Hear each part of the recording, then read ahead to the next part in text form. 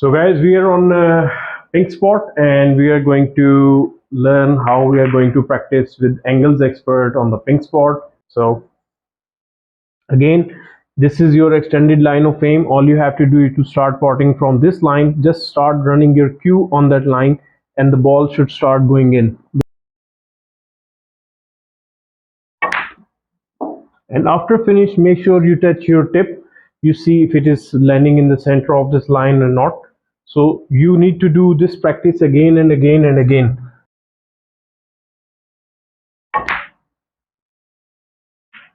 That's it. Keep doing it. Keep doing it. You can even do it without the balls.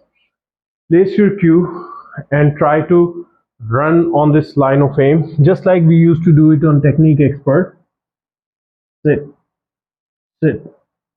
That's it.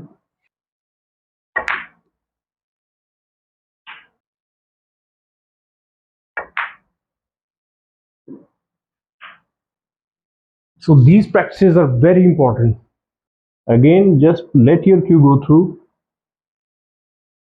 The ball should go in automatically, and check your tip if it is landing in the center of the line of fame or not.